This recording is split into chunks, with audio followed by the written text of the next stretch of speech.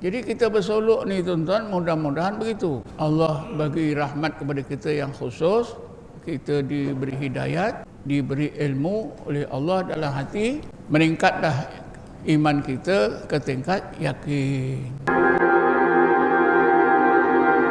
La ilaha illallah, la ilaha illallah, la ilaha illallah, la ilaha illallah, la ilaha illallah, la ilaha illallah, la ilaha illallah. Assalamualaikum warahmatullahi taala wabarakatuh. A'udzu billahi minasyaitonir rajim. Bismillahirrahmanirrahim.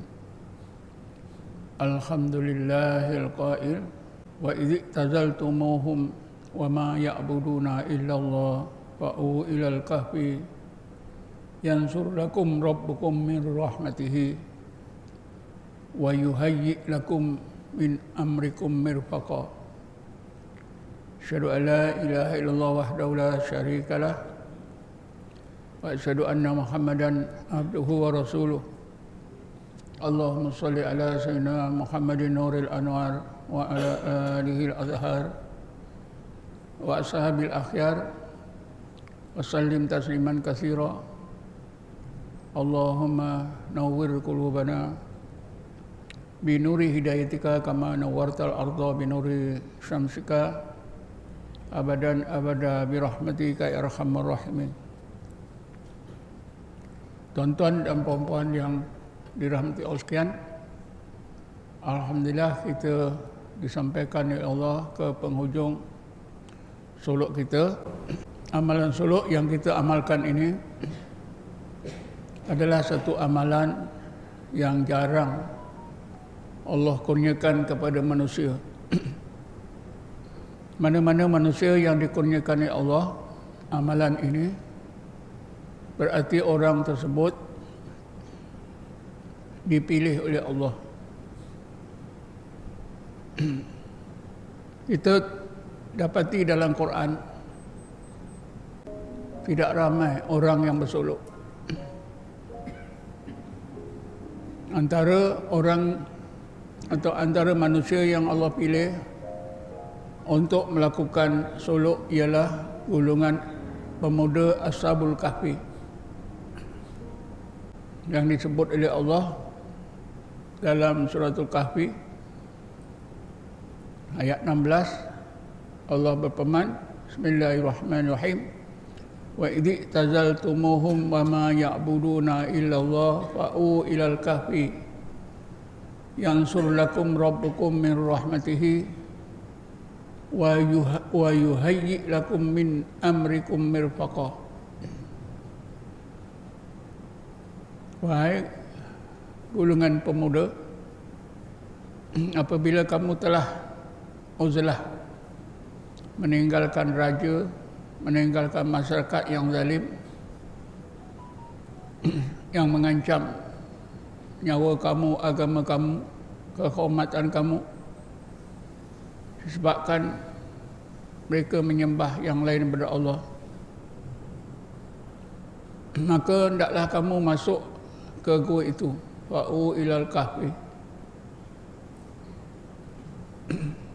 Apabila kamu masuk ke gua itu,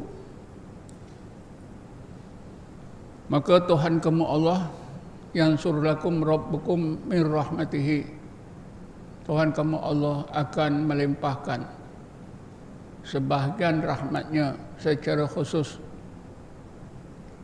Wa yuhayyi lakum min amrikum mirfaqa, dan Tuhan kamu Allah juga akan membantu kamu untuk menyelesaikan apa juga urusan kamu, sehingga urusan kamu itu menjadi sebaik-baik urusan.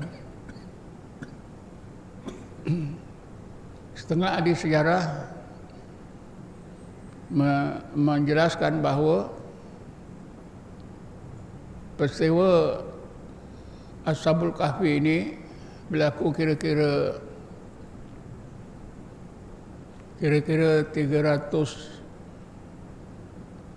350 tahun sesudah kelahiran Nabi Isa alaihissalam. 300 hingga 350 tahun. Jadi kalau dikira dengan kelahiran Nabi, kira-kira 1000 tahun sebelum kelahiran Nabi Muhammad sallallahu alaihi wasallam. Kita hendaklah fikirkan bahawa pemuda Ashabul Kahfi ini adalah segulungan pemuda, menurut ulama mengatakan ada kira-kira 7 orang. Jadi apabila mereka ini bersolok di gua itu, mereka dijanjikan oleh Allah, Allah akan limpahkan kepada mereka rahmatnya. Kita janganlah kita berpikiran aku tak jadi Ashabul Kahfi pun Allah bagi rahmatnya, boleh hidup, boleh makan, boleh senang, ada kereta, ada rumah. Sebenarnya rahmat yang Allah limpahkan kepada Ashabul Kahfi ini adalah rahmat yang khusus. Kenapa kita kata khusus? Karena mereka beramal dengan amalan yang khusus. Apa dia? Bersolok. Cuma kalimah solok tak digunakan dah dalam Quran ni. Uzlah dan khalwat. Wa idzi tazaltumuhum. Itu kan ada kalimah i'tazalah. Daripada i'tazalah ni dah uzlah. Kalau kita bahasakan, apabila kamu telah uzlah, tinggalkan raja masyarakat yang zalim, kamu diancam supaya masuk ke agama menyembah yang lain daripada Allah, ya, kamu dah lari dan uzlah, maka masuklah ke dalam gua itu. Masuklah tuan-tuan ke surau ni apa? Kuala Pilah. Cuma Allah taklah bercakap itu kepada kita. Tapi ada bahasa macam tu, ya. Bahasa isyarat, bahasa yang kita faham. Tuan-tuan dan puan-puan ni, ya, seolah-olah Allah, ya, bercakap, kamu buatlah macam Ashabul Kahfi buat.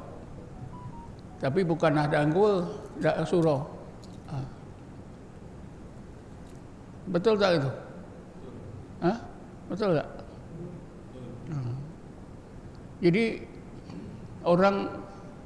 orang-orang mukmin ni yang melakukan amalan solok ni ramai tak? Tak ramai. Walaupun kita rasa penuh surau ni, oh ramai, tapi sebenarnya tak ramai.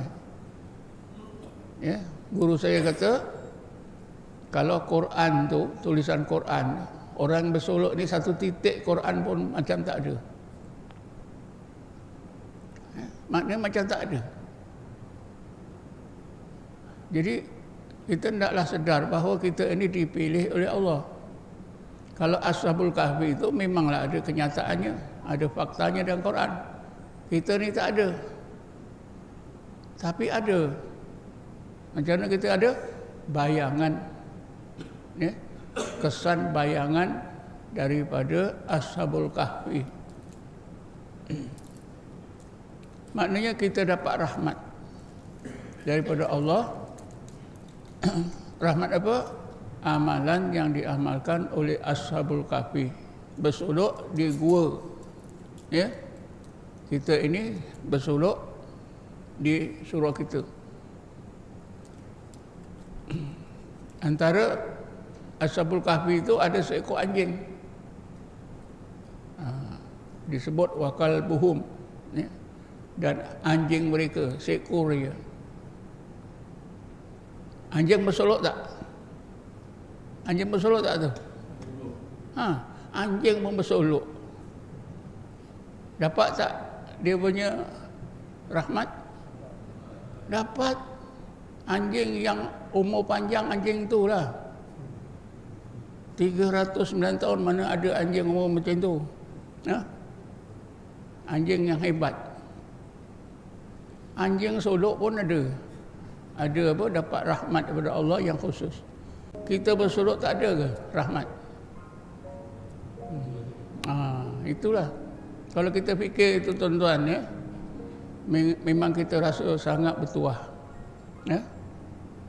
Anjing Allah pilih untuk bersolok sama-sama Ashabul Kahfi, umurnya dipanjangkan.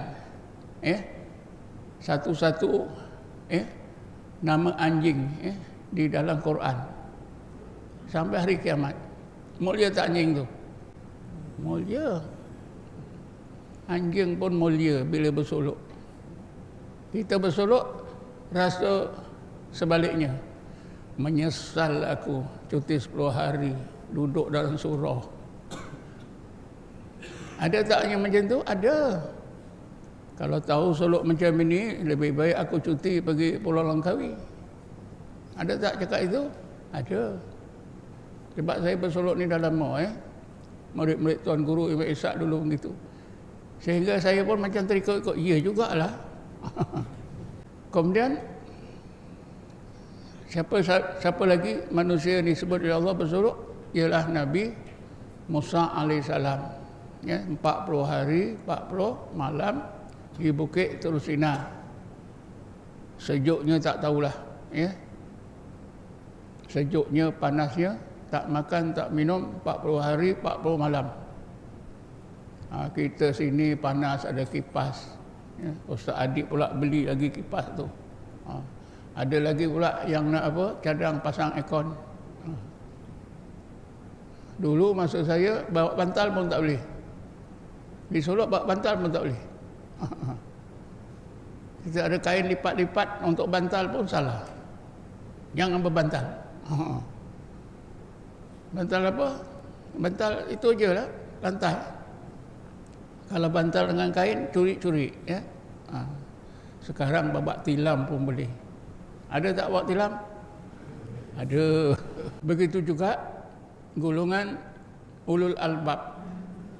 Walaupun dalam ayat 190, 191 surah Al-Imran Allah tak sebutkan golongan ulul albab ni, tak sebutkan mereka bersolok, tetapi apa yang mereka amalkan itu menunjukkan mereka bersolok.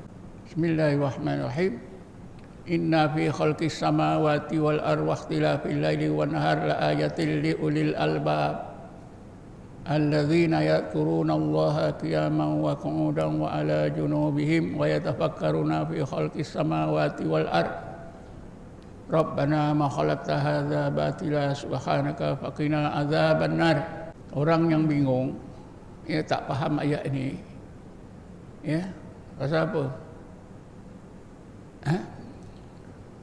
Pasalnya Allah ceritakan natijah solok. Natijah solok dulu disebutkan. Soloknya tak disebut, tapi amalannya disebut. Sesungguhnya di dalam kejadian-kejadian yang terletak di langit, begitu juga berbagai kejadian yang terletak di bumi, begitu juga di dalam peredaran masa malam dan siang, terdapat tanda-tanda yang menunjukkan, membuktikan kewujudan Allah, keagungan sifat-sifatnya sebagai Tuhan, kesempurnaan sifat-sifatnya sebagai Rabb, yang dapat disaksikan oleh golongan ulul albab, yang dapat dilihat oleh pandangan roh, pandangan hati ulul albab. Ini kan natijah. Natijah ulul albab ini bersolok. Apa dia? Allah bukakan berbagai hijab yang melindungi pandangan hati, pandangan roh. Pandangan hati, pandangan roh mereka nampak ayat-ayat Allah. Di mana? Yang tersirat di sebalik kejadian alam nyata. Yang selalu dikenali dalam Quran di alam malakut. Ini kan natijah. Tapi oleh kerana Allah sebutkan natijah dulu, kita tak nampaklah ulul albab ni bersolok. Tapi cuba kita baca ayat yang seterusnya. Bismillahirrahmanirrahim. Alladzina yadhkuruna Allah qiyaman wa qu'udan wa ala junubihim wa yatafakkaruna fi khalqis samawati wal ard. Ulul albab itu ialah mereka yang sentiasa berzikir dalam apa juga keadaan mereka, berdiri ke duduk, berbaring. Sambil mereka berzikir, mereka tafakur. Bersolok tak ni? Solok tak? Solok lah. Cuma kalimah solok, kalimah uzlah, khalwat Allah tak sebut. Tapi pengajaran itu daripada Quran, ya, pengajaran itu bukan semestinya kita ambil daripada perkataan, daripada lafaz. Kita ambil biasanya juga daripada makna, daripada maksud. Ulul albab ni sentiasa zikir terus menerus. Dalam apa juga keadaan mereka, berdiri, duduk, berbaring, tidur ke jaga. Kalau tak bersolok boleh tak? Tak boleh. Jadi ulul albab ni mestilah dalam keadaan uzlah dan khalwat. Janganlah tanya mana rumah soloknya. Kita pergi Mekah tak jumpa. Mereka tentulah ya, berada dalam masjid. Siapa syekhnya? Siapa gurunya? Rasulullah. Karena ulul albab ni zaman Rasulullah ialah sebahagian sahabat. Dan memang fakta sejarah menunjukkan ya, di dalam masjid Nabi itu ada segulungan sahabat yang dinamakan Ashabus Suffah. Di dalam kitab Khilyatul Aulia. Kitab Khilyatul Aulia ni salah satu kitab yang tua lah, yang mengarang, menyusunnya seorang ahli hadis. Siapa dia? Abu Nu'aim Al-Isbihani. Dalam kitab Khilyatul Aulia ni, Syekh Abu Nu'aim Al-Isbihani menegaskan bahawa golongan sahabat yang tinggal di Masjid Nabi itu ramainya antara 3 hingga 400 orang. Kalah tak kita solok? Kita kalah bilangan. 3 hingga 400 orang. Bukan sikit Jadi tentulah di antara sahabat yang duduk di masjid ini, dikenali dengan Ashabus Suffah itu, itulah ulul albab. Dan di dalam kitab itu juga dinyatakan oleh Abu Nu'aim bahawa sahabat-sahabat yang tinggal di Masjid Nabi ini, Ashabus Suffah ni, bukan orang-orang miskin saja. Masa itu tuan-tuan makan susah, pakaian susah, air susah. Jadi orang-orang Islam ni ya, nak makan duduk di masjid.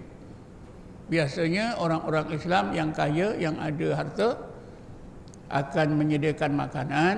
Makanan itu tidaklah diberi terus kepada Ashabus Suffah, dibagi pada Rasulullah. Bila dah bagi Rasulullah barulah suruh seorang atau 2 sahabat membagikan pada Ashabus Suffah. Jadi Ashabus Suffah ni, kata Abu Nu'aim Al-Isbihani, bukanlah orang-orang miskin yang memang nak makan. Mereka ini terdiri juga daripada orang kaya, orang berharta. Sengaja mereka duduk di dalam masjid untuk beribadat kepada Allah Subhanahu wa ta'ala. Tegasnya ada di kalangan mereka itu yang bersolok. Ya. Kenapa? Mereka dah ada duit, ada makan, ada minum, cukup harta. Jadi nak habiskan masa beribadat dalam masjid. Inilah yang digelarkan ulul albab.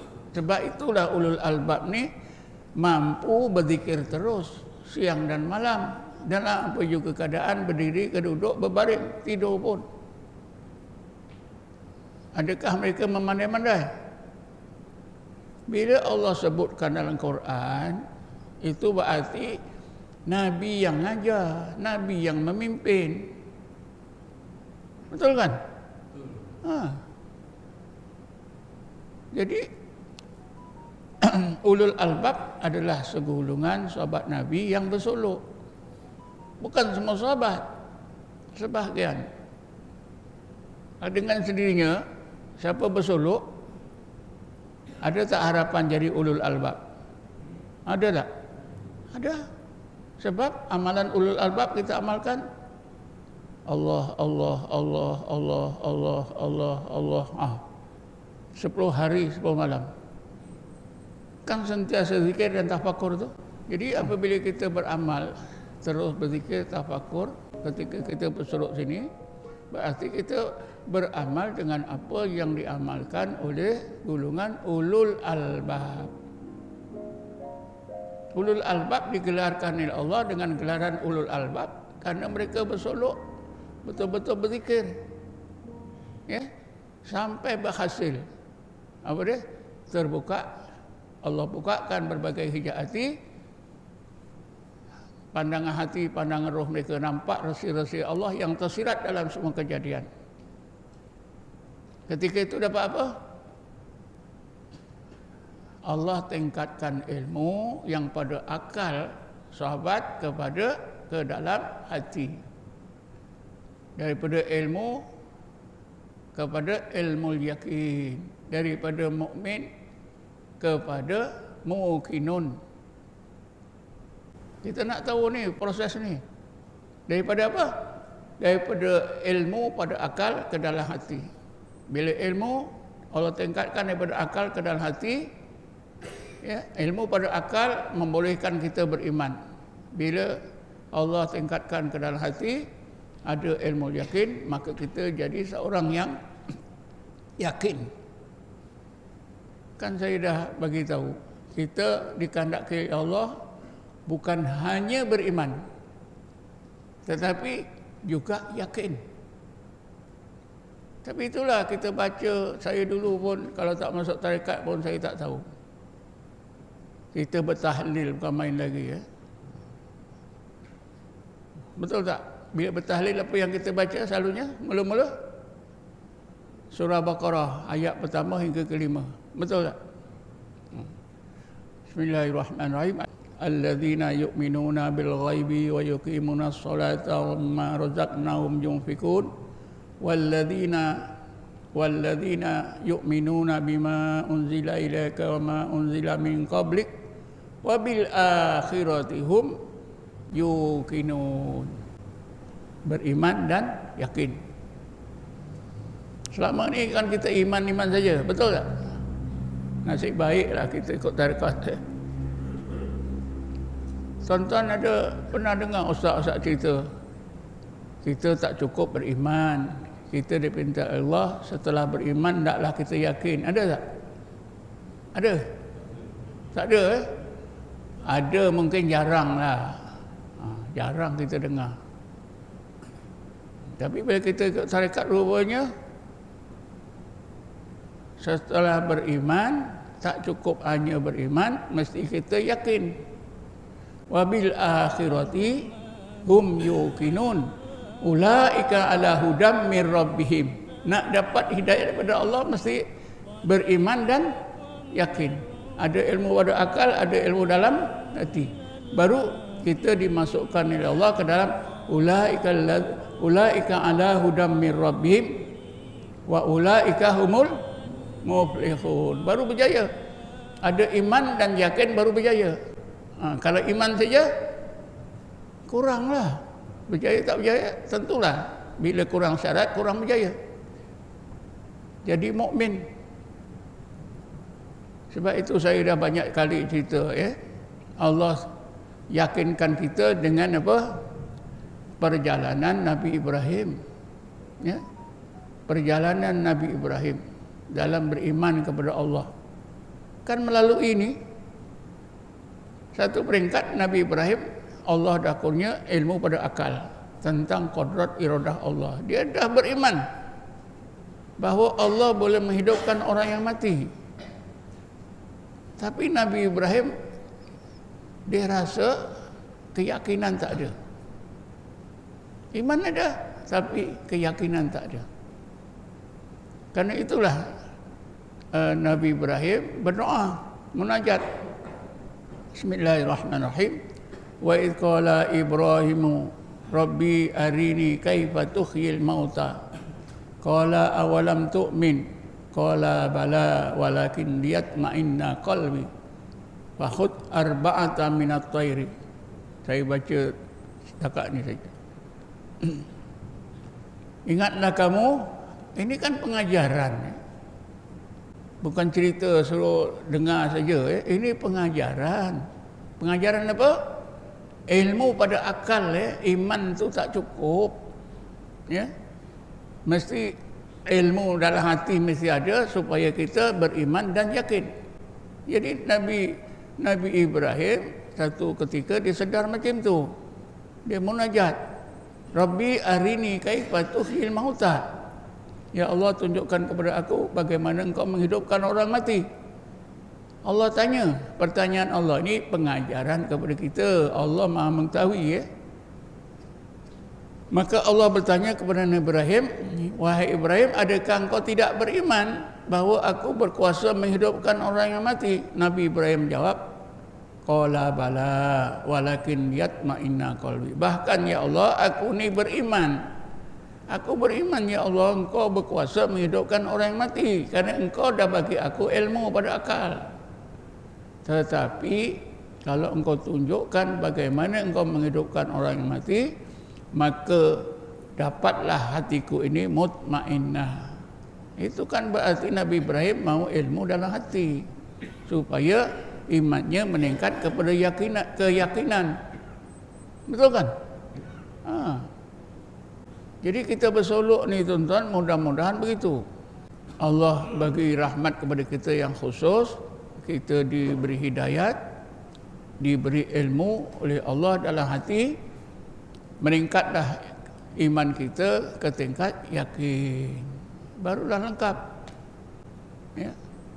Sebab itu Allah ceritakan seterusnya tentang Nabi Ibrahim ni. Tentang Nabi Ibrahim tu, macam mana Allah bagi ilmu dalam hati. Kalau cerita burung tu dibunuh, hidup balik, itu kita dah tahu. Tapi apa yang berlaku sebenarnya? Proses Allah bagi ilmu dalam hati ini. Bismillahirrahmanirrahim. Wa kadzalika nuri Ibrahima. Demikianlah kami Allah perlihatkan, ajarkan ke dalam hati Nabi Ibrahim alaihissalam. Apa dia? Malakutas samawati wal ard. Ayat-ayat kami yang terdapat di alam malakut, kejadian di langit dan di bumi. Waliyakuna minal muqinina. Supaya Ibrahim alaihissalam itu menjadi orang yang yakin. Betul tak? Cukup terang tu. Jadi kalau kita fikir tuan-tuan, kita solok ni macam mana? Macam mana tuan-tuan? Kita boleh bayangkan dah, Allah macam bagi kita permata belian yang mahal-mahal. Jadi hendaklah kita bersyukur kepada Allah, jangan sebaliknya. Ya, balik nanti tanya, solok macam mana? Allah tak bagi pun tak apa, tak usahlah awak solok. Kalau cakap macam tu, ada orang macam tu jadi batu api. Tak usahlah solok. Saya sudah bertemu. Alah, kalau tarekat solok ni, saya semua dah lalui, dah tak ada apa. Yang belajar luar negeri pula tu, hebat lagi.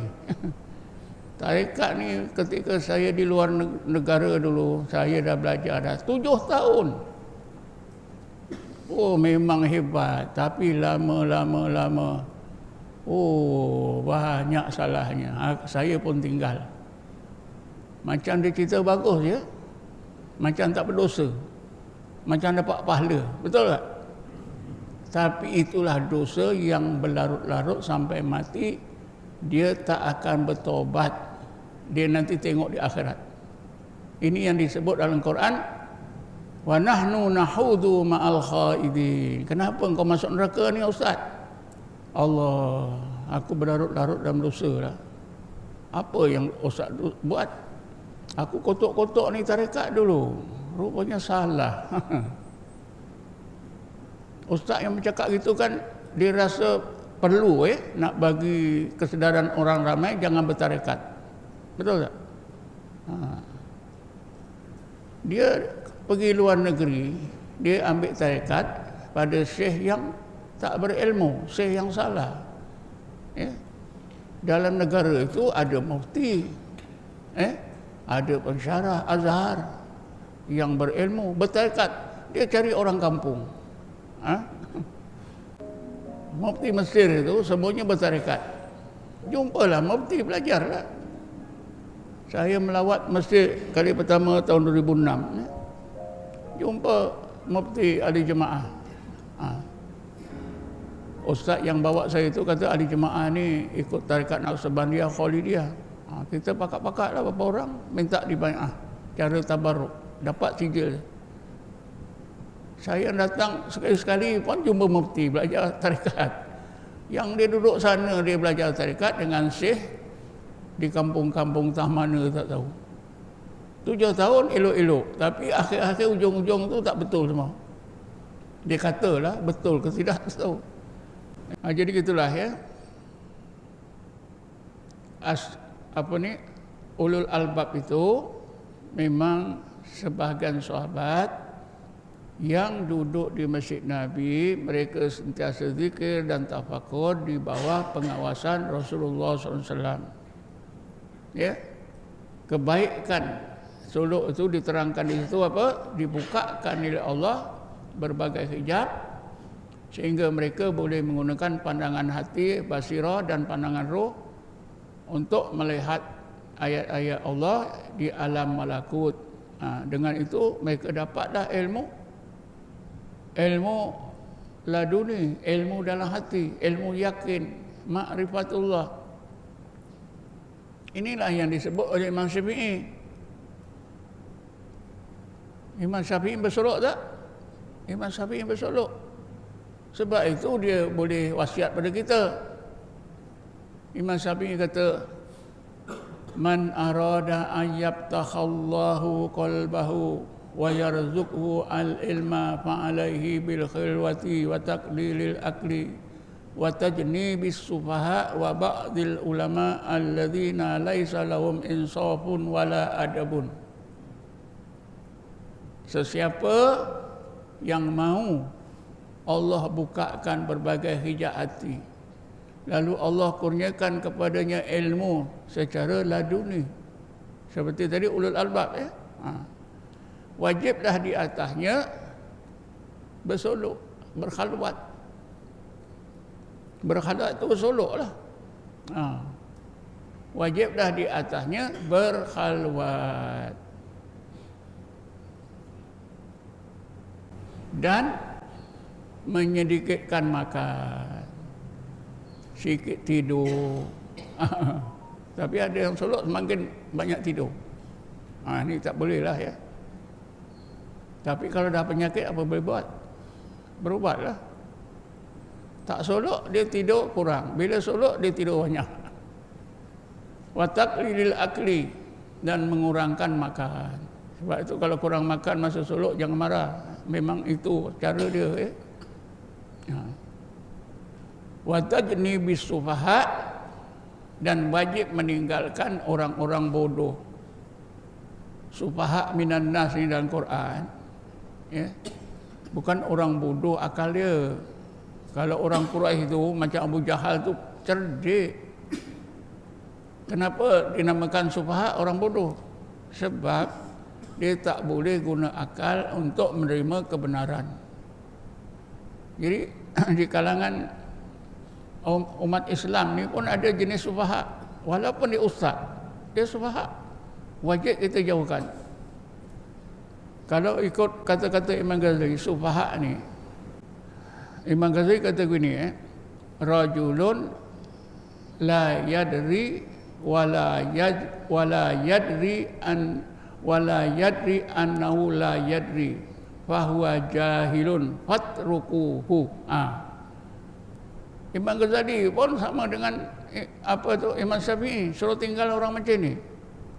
Sufaha, seorang yang dia tak tahu, dia tak sedar, dia tak tahu. maka orang inilah orang yang jahil, sebenar-benar jahil, sufaha. Fatrukuhu, tinggalkan. Macam tadi lah, saya ketika belajar di Mesir, saya ambil tarekat 7 tahun. Mula-mula memang best, tapi lama, oh, begini, semua condemn. Orang macam ni lah yang wajib kita jauhkan. Kalau buka YouTube tu, tutup cepat-cepat.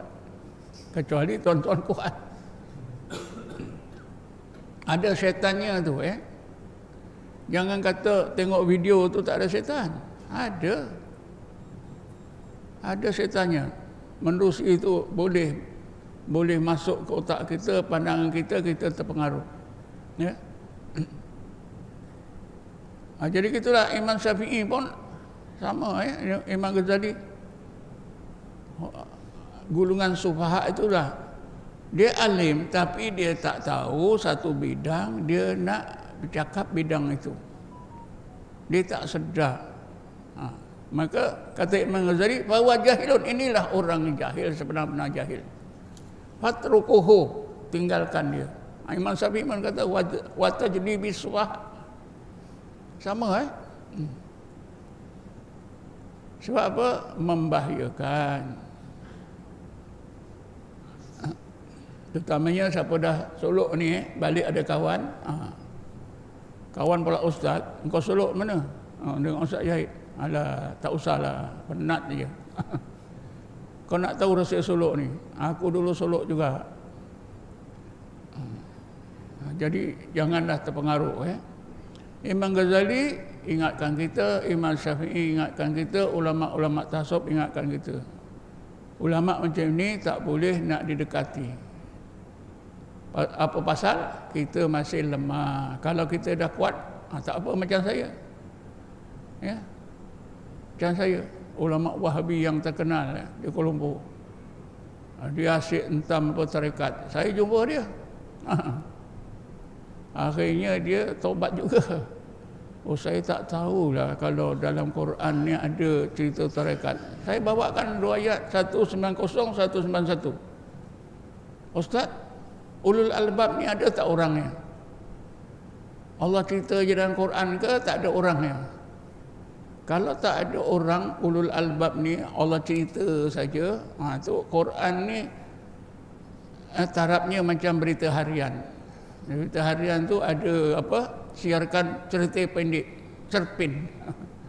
Jadi ayat 190, 191 ni cerpen saja. Cerpen Allah buat. Tidaklah macam tu. Kalau tak macam tu maknanya Ustaz yakin ada orang, adalah. Saya tanya, kalau masa zaman Rasulullah siapa dia? Dia diam. Zaman Rasulullah ulul albab ni ialah sebahagian sahabat. Macam mana ulul albab ni boleh berzikir terus menerus, ya, sehingga terbuka hijab hati mereka seperti dalam Quran ni? Macam mana mereka boleh? Tentulah mereka murid-murid Rasulullah. Rasulullah lah guru tarekat pertama. Inilah gulungan tarekat yang Allah sebut dalam Quran. Cuma tak adalah kalau kita nak cari kalimah tarekat dalam ayat ni, tak ada. Tapi amalan orang tarekat inilah. Solok pun ada. Iyalah, saya selama ni tak sedar kalau dalam Quran ada dalil tarekat. Terima kasihlah. Itu pasal saya mampu, saya tak lari, saya hadapi dia. Tapi kalau tuan-tuan tak ada ilmu, nak berdebat dengan orang macam itu, memanglah jadi mangsa. Itu yang Imam Syafi'i kata, wajib jauhkan diri. Kemudian dah ada 3, Ashabul Kahfi, Nabi Musa, ulul albab, satu lagi apa? Rasulullah sallallahu alaihi wasallam. Rasulullah memang dah terkenal lah. Ya. Dia bersuluk uzlah halwat di mana? Di Gua Hira, di atas Jabal Nur. Ini yang ini saya tak mau ulang. Selepas Rasulullah dilantik jadi Nabi dan Rasul, ada tak Rasulullah bersuluk? Jawabnya ada. Di mana? Di dalam masjidnya. Berapa hari? Selama 10 hari setiap akhir bulan Ramadan. Pada tahun baginda meninggal, baginda sallallahu alaihi wasallam iktikaf di masjid Nabi itu selama 20 hari 20 malam. Tuan-tuan sudah dialihkan ya maklumat ini, maklumat Nabi beriktikaf ni, dialihkan pandangan akal tuan-tuan, ilmu tuan-tuan. Oh, Nabi beriktikaf, tak ada pun Nabi solo. Jadi oleh kerana Nabi iktikaf 10 akhir bulan Ramadan, Nabi iktikaf, maka terpadamlah Nabi solo. Betul tak? Cuba kita tukar, Nabi bersolok 10 hari di akhir bulan Ramadan. Kau gila ke? Mana ada Nabi solok? Istilahnya saja. Sebab saya dah baca dalam Sahih Muslim, terjemahan tu pun tak apa, tuan-tuan boleh baca. Sahih Muslim juzuk pertama tu. Cuba tengok. Ya. Nabi dilaporkan dalam tu Sahih Muslim, bila akhir bulan Ramadan tu Nabi beriktikaf di masjid, di dalam masjidnya, bukan lepak-lepak sana lepak sini, tak ada. Nabi akan masuk ke dalam khibak. Khibak ni ialah satu kemah kecil yang dibuat daripada kulit binatang, yang cukup Nabi Muhammad kita duduk seorang. Jadi Nabi beriktikaf tu dalam keadaan duduk. Dalam keadaan apa? Duduk. Selama berapa? 10 hari 10 malam dia keluar apabila diperlukan sembahyang, qada hajat, itu saja. Ulama tasawuf menjelaskan iktikaf Nabi 10 hari 10 malam di akhir bulan Ramadan ini janganlah sekali-kali dianggap sebagai iktikaf biasa yang diajar dalam ilmu fiqh. Masuk masjid, sengaja aku iktikaf di dalam masjid ini sunat kerana Allah. Bukan itu. Setengah ulama tasawuf menulis buku tentang uzlah, tentang ini. Jadi penulis itu memberitahu kita sebenarnya Nabi iktikaf 10 hari itu lebih daripada makna iktikaf biasa. Ya. Bila lebih daripada makna iktikaf biasa, apa dia? Soloklah, uzlahlah. Nabi dalam itu tak keluar. Walaupun rumah Nabi itu sebelah masjidnya, ya, lompat pun boleh. Nabi tak balik, duduk situ. Aisyah kalau ada apa-apa datang ke Nabi, cakap. Ini bolehlah jadikan adab, ya. Kalau isteri kita nak datang boleh tak? Boleh.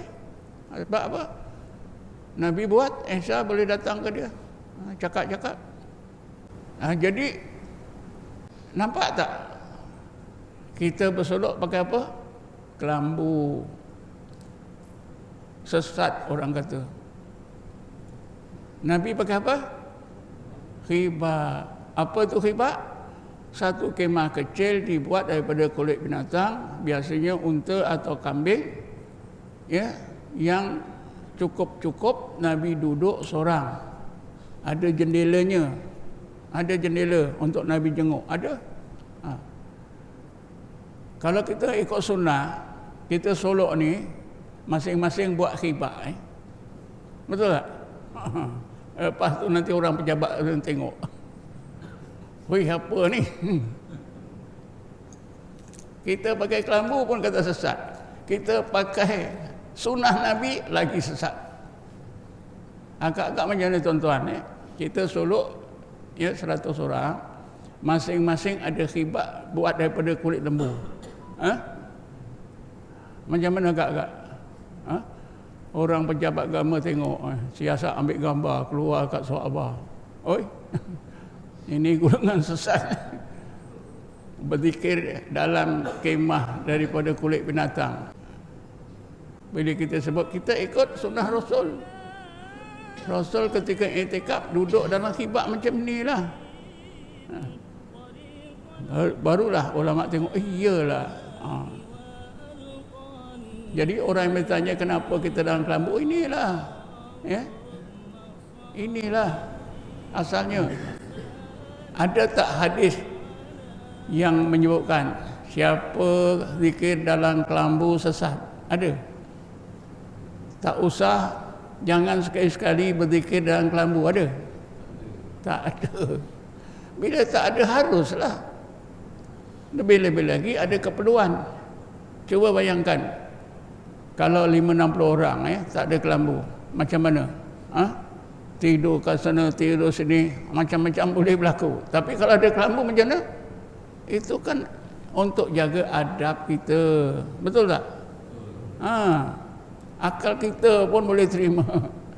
Senang-senang saja datang-datang, ini sesat ni, ada zikir dalam kelambu. Padahal itu adalah peraturan hidup. Peraturan hidup biasa pun macam tu kan. Mana lebih baik kita terbuka macam ni, tidur sana, tidur sini. Tentulah lebih baik kelambu tu. Kita tidur macam mana orang tak nampak, betul tak? Kita berzikir orang tak ganggu.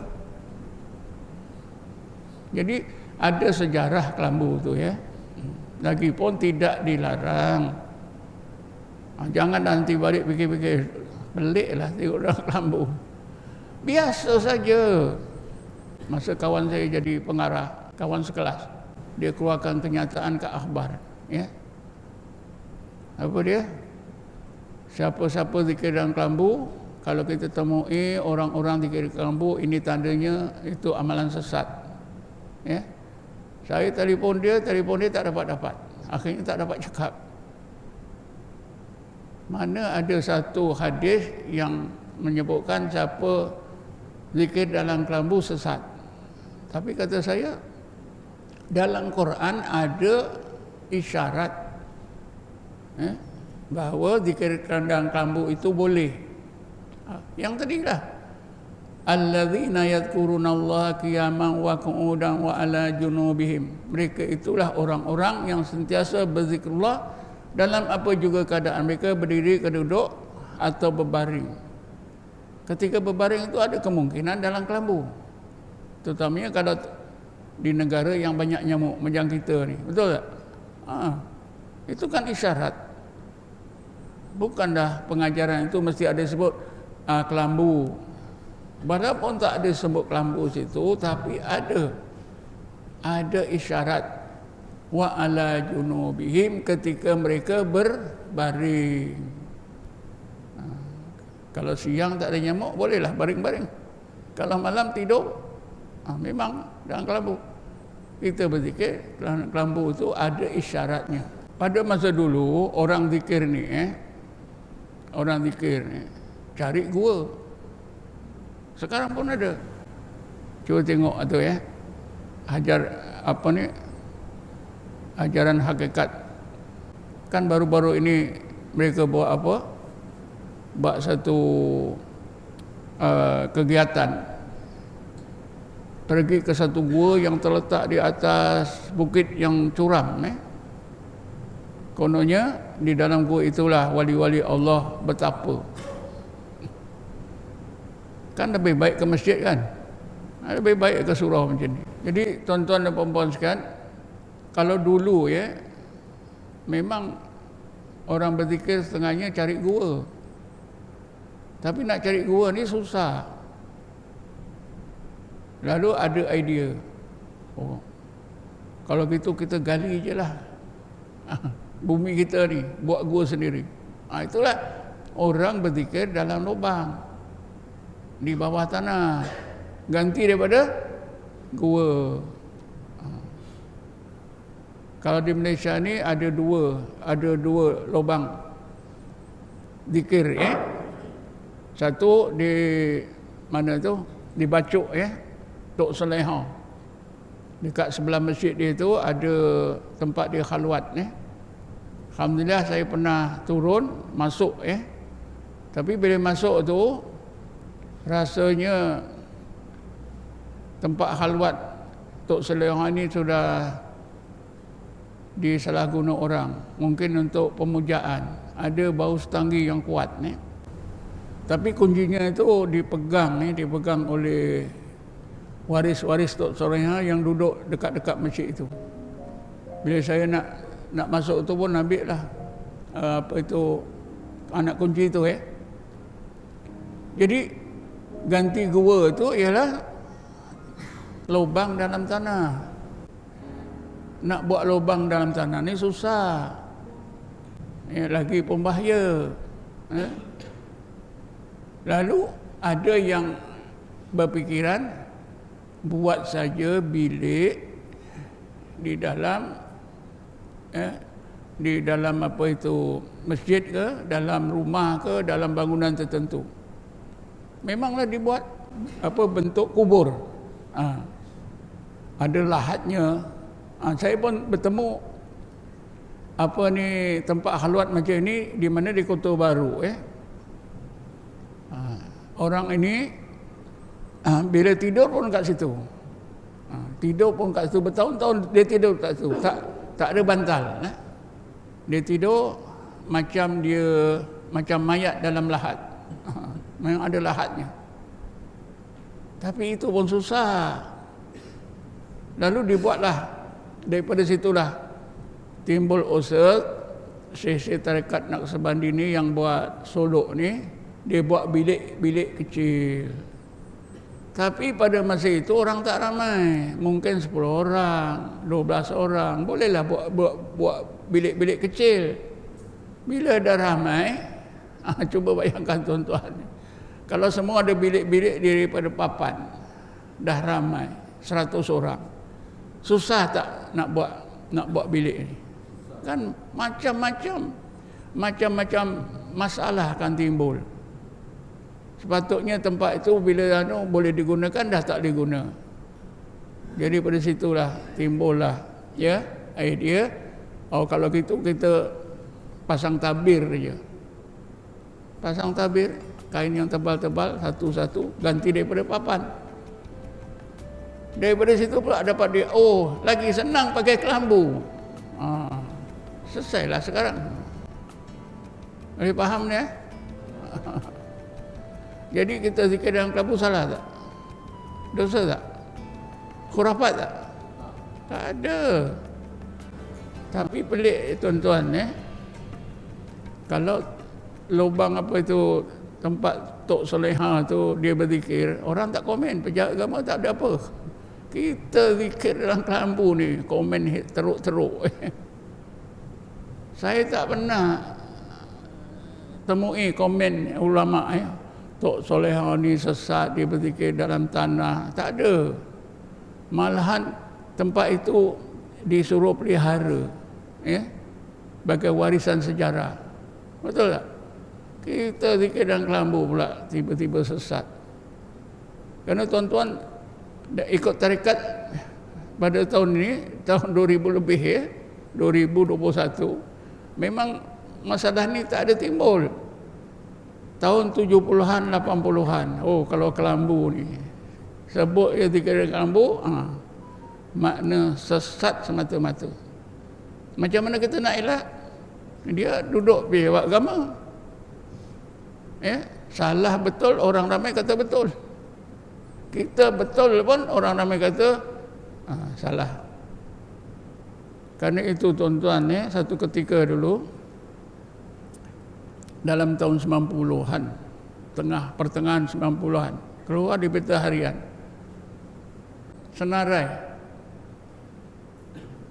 tarekat-tarekat yang sesat. Tak ada tarekat yang tak sesat. Nama saya, alamat, sekundang semua ada. Berita Harian. Muka depan tu. Mulalah. Orang kampung saya pun tengok saya ni sesat, dah keluar kat Sarawak. Antara yang disesatkan tu siapa dia? bekas pengarah Jabatan Agama Islam Negeri Sembilan, kemudian ditukarkan jadi pengarah Jabatan Agama Islam Selangor, Datuk Tolha bin Abdul Rahman. Dia ikut tarekat Qadiriyah. Nama dia ada, Datuk Tolha bin Abdul Rahman, tarekatnya Qadiriyah. Akhirnya Datuk tu saman bawa ke mahkamah. Bicara, penasihat undang-undang nasihatkan, lambat-lambatkan. Bicara juga tapi lambat-lambatkan. Kenapa? Biar Datuk ni mati. Datuk mati, habis. Tutup kes. Ada lagi seorang Datuk macam tu juga. Dia ikut tarekat Samaniyah. Pun saman kerajaan. Bicara Mahkamah Tinggi. Saya pernah dilantik oleh Datuk tu sebagai pakar ilmu ni lah, ilmu tarekat ni. Saya datanglah ke Mahkamah Tinggi. Tapi akhirnya gitu juga. Matilah Datuk tu, habis tutup. Kita berbalik semula lah tadi. Kita bersolok ni, uzlah khalwat ni, Allah janji dua perkara. Yansur lakum rabbukum min rahmatihi wa yuhayyi lakum min amrikum mirfaqa. Pertama, Allah akan limpahkan kepada orang-orang bersolok ni apa dia? Sebahagian rahmatnya yang khusus. Kenapa khusus? Karena Ashabul Kahfi itu khusus. Orang bersolok ini amalan khusus. Jadi rahmat yang Allah kurniakan tentulah khusus. Jangan kita kata, alah aku tak solok pun dapat rahmat. Kita aku lagi besar, rumah aku lagi besar. Bukan itu tuan-tuan. Kalau kita orang Yahudi lagi kaya. Betul tak? Hadiah Nobel tu 90% semua orang Yahudi. Tuan-tuan tahu tak? Hadiah Nobel tu siapa yang dapat? Sejak diadakan sampai sekarang 90% orang Yahudi. Kalau gitu baiklah jadi orang Yahudi. Jadi janji Allah yang surlakum rabbukum min rahmatihi ini rahmat yang khusus. Karena Ashabul Kahfi itu khusus. Karena orang yang bertarekat, yang bersolok ini khusus. Nampak tak khususnya? Ya, berapa juta orang Islam di Malaysia ni, yang solok berapa? Khususlah. Yang kedua, wa yuhayyi lakum min amrikum mirfaqa. Allah akan bantu kamu, tolong kamu untuk menyempurnakan urusan hidup zahir dan batin kamu, dunia dan akhirat, sehingga urusan kamu dunia akhirat itu menjadi sebaik-baik urusan. Ini Allah janji ni. Tapi oleh kerana kita tak tahu jadi kita tengok tak ada apa pun, sama aja ke. Jangan cepat-cepat gitu. Ingat ayat 16 suratul Kahfi. Allah janji dua perkara. Yansur lakum rabbukum min rahmatihi. Allah akan bagi rahmat yang khusus pada orang-orang bersolok. Apa dia? Terpulangkan daripada Allah. Yang kedua, wa yuhayyi lakum min amrikum mirfaqa. Allah akan bantu untuk menyelesaikan berbagai urusan hidup kita, zahir batin kita, dunia akhirat dengan sebaik-baik urusan. Kalau urusan akhirat macam mana? Apa urusan kita? Sangkut. Jadi gurungan mujrimin, masuk neraka selama 1 tahun. Allah dah janji wa yuhayyi lakum min amrikum mirfaqa. Tuhan kamu Allah akan bantu kamu untuk menguruskan urusan hidup zahir batin kamu, dunia akhirat dengan sebaik-baik urusan. Takdirnya lah kita sangkut Allah tolong tak? Tolong. Macam mana boleh tolong? Selawat Nabi, selawat 1000, kena apa? Dam selawat 1000, ramai-ramai pula tu. Lepas semayang bermakmum sini, zikir bersama-sama, tentulah ada apa itu pertolongan daripada Allah yang khusus tu. Sebab itu pun kita dapati Ashabul Kahfi ni, apa doa dia? Doa Ashabul Kahfi kan kita kan guna ayat 10 suratul Kahfi. Id awal fityatu ilal kahfi faqalu rabbana atina min ladunka rahmatan wa hayyi lana min amrina rasyada. Betul tak tu? Kita baca tak doa ni? Baca. Itu doa Ashabul Kahfi tu. Faqalu rabbana atina min ladunka rahmatan. Kita Ashabul Kahfi ni minta rahmat direct daripada Allah. Min ladunka rahmatan. Keduanya wahyi lana min amrina rasada. Rasada ni apa-apa yang kita tak betul Allah betulkan. Apa-apa tak betul Allah betulkan. Semua kesalahan kita akan dibetulkan oleh Allah Subhanahu wa taala. Ini permintaan Ashabul Kahfi, dan doa ni kita amalkan. Kita amalkan dan kita amalkan juga apa ni amalan Ashabul Kahfi, uzlah khalwat, iaitu bersolok. Kan ini semua ada kaitannya tuan-tuan ni. Betul tak? Cuba tengok nanti ayat suratul Kahfi ayat 10 dan ayat 16 ya. Wa qalu rabbana atina min ladunka rahmatan wa hayyi lana min amrina rasada.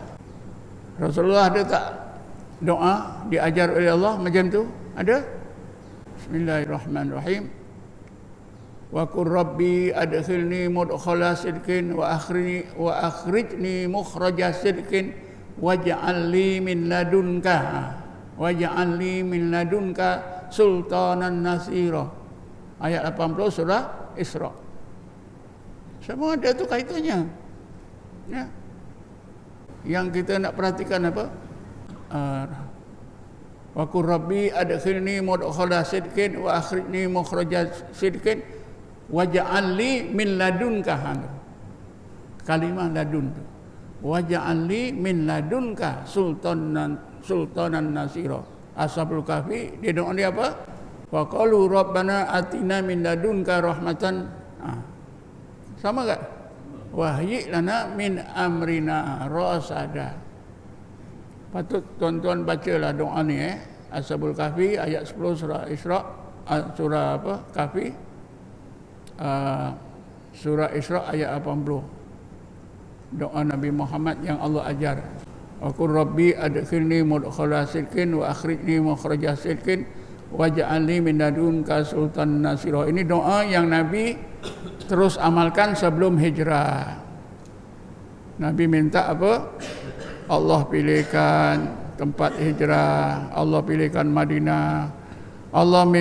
Nabi kita minta pada Allah supaya Allah pilihkan masa, ketika, saat, hari nak keluar Mekah tu bila. Tapi Allah macam pilihkan yang terburuk. Tapi terbaik. Bila Nabi sedang dikepung tu, nak dibunuh, ketika itulah Allah suruh keluar. Kalau akal kita apa? Allah tak pandai lah. Suruh Nabi ketika dikepung nak dibunuh, suruh keluar. Sepatutnya masa orang-orang Quraisy itu tidur nyenyak, Nabi jalan senang-senang kan? Itu akal kita. Tapi tauhid bukan macam itu tuan-tuan. Tauhid dia bukan macam itu. Itulah masa yang sebaik-baik pilihan Allah. Masa yang sangat cemas itu. Ini jadi satu apa? Satu pengajaran kita. Bila kita cemas, jangan kita panik. Oh, ini macam Nabi aku. Nabi diberi masa sebaik-baik, zahirnya masa yang paling cemas. Hakikatnya terbaik, zahirnya paling cemas. Siapa boleh guna ni memang untunglah. Ada tak masa-masa kita cemas? Oi, banyak pengalaman kita. Masa cemas saya boleh ceritalah ya. Saya pergi Johor satu hari seorang-seorang. Pagi dah petang lah. Dalam pukul 3 ke 4. Bertolak di Kuala Lumpur Sekundang. Seorang aja. Sampai pagi Saya nak tengok kebun saya, kat pagar tu ada kebun. Jalan masuk itu sudah diubah oleh ni, kerana kerja-kerja pembinaan highway itu diubah. Sepatutnya ke kiri tapi sudah diubah ke kanan. Jadi bila sampai masuk tu saya ke kiri macam biasa. Kiri. Saya rasa bukan tempatnya ni, lain. Sampai dekat hutan. Jalan kecil. Nak undur jauh dah. Mau tak mau reverse lah, undur. Dah undur, dua-dua tayar masuk dalam tanah. Hujan. Masa itu dah nak maghrib dah. Dalam 10-15 minit. Tekan minyak semakin dalam tayar. Oh, panik lah. Saya rasa nak kunci je, jangan kaki keluar. Pada masa itulah saya tawasul pada Rasulullah, baca Fatihah, baca salawat Nabi. Tak lama kemudian dengan motor Honda, ada 2 orang Indonesia keluar daripada hutan. Saya minta tolak, selamatlah. Itu antara masa cemas lah. Dan dekat maghrib, tayar belakang tu dah masuk dalam tanah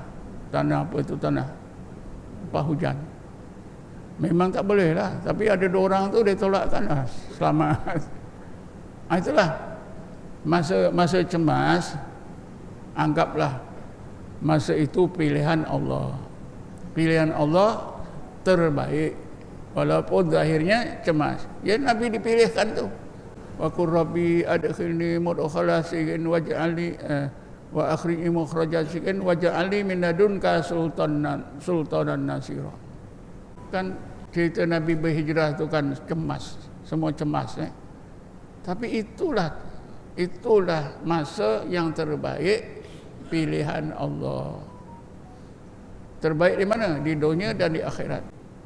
Itu kan jadi panduan kita. Jadi begitulah kita suluk ni, macam tu. Memang ada saja Allah nak uji kita supaya kita bertambah yakin. Jadi kesimpulannya, kita beramal bersuluk di sini ni adalah satu amalan yang khusus. Sebab itu dipandang oleh orang ramai masyarakat ganjil. Masyarakat keliling ni ganjil. Mula-mula kita suluk pun ada report pajak agama. Bahagian apa itu kuasa datang sini, tanya macam-macam. Baik juga dia orang kenal saya. Cuba kalau tak kenal kan susah. Semua murid-murid saya pun universiti ada pula tu kebenaran. Ada pula murid saya jadi inspektor kat sini. Semua mudahlah. Tapi itu semua kerja Allah Subhanahu wa taala. Jadi kesimpulannya, amalan suluk ni amalannya khusus. Kita jadi orang-orang yang khusus, dijanjikan oleh Allah rahmat dan pertolongan yang khusus. Ini naklah kita sedari. Apa dia? Kita tunggulah besok di akhirat. Tapi Quran tu betul. Quran tu betul. Inilah jalan Ashabul Kahfi, inilah jalan Rasulullah, inilah jalan Ulul Albab, inilah jalan yang dilalui oleh Nabi Musa alaihissalam. Jadi cukuplah dekat ni. Ada yang nak bertanya? Nabi salam alaik, ya Rasul salam alaik, ya